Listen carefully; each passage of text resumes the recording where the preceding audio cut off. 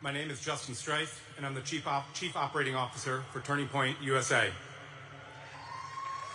Since September 10th, my thoughts keep returning to one thing, and that's time. Charlie lived only 31 years. Yet when I reflect on those years, I see more impact and more courage and more achievement than most men accomplish in a lifetime.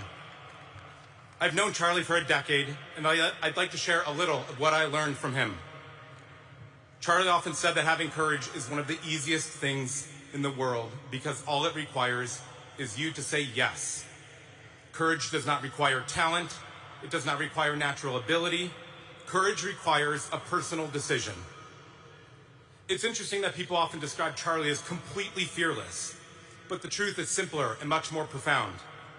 Charlie simply refused to let fear stop him from carrying out God's will for him and his life.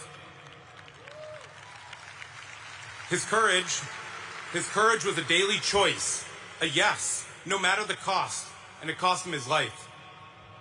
This truth forced me to reflect on what we can't control, time.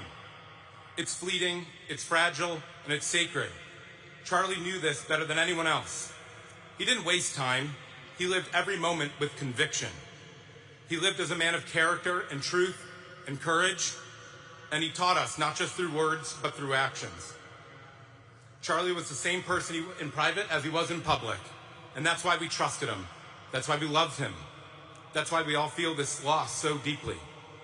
His honesty, his compassion, and his insistence on truth drew people in, even those who disagreed with him. Charlie stirred patriotism in us, but more deeply, he stirred our hunger to live united under God. He told us to stop and think, to use common sense, to grow up and pitch in.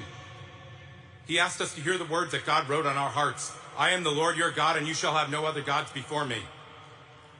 This is not a message of comfort or safety or peace. It's a message of love, a love of God's will.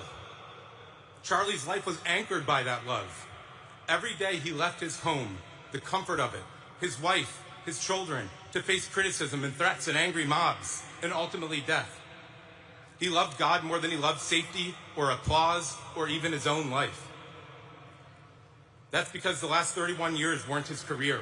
They were his calling. Charlie's legacy is this. He showed us how to be better people. He gave voice to truth, and he followed God's will. He started with nothing more than an idea and a folding table. And over 13 years with time and courage and faith, he built a movement that changed the world. Now that Charlie's gone, what happens next? It's up to us. Time is fleeting, but the decisions we make here right now are eternal. So let us honor Charlie by doing what he did. Stand for truth, confront evil, live courageously, and we do it the way that Charlie did, with compassion, but never compromising on truth, demanding the best from ourselves, from each other, and from our country.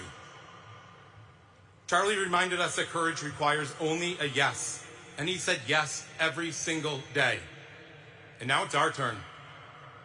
It's our turn to say yes, to speak boldly, to speak honestly, to fight for our families, to love our country, to honor God, and to wisely use the time that we've been given. And it's to do for the next generation what Charlie did for us. Because all of this, right here and right now, is our turning point. We love you, Charlie, and we won't let you down.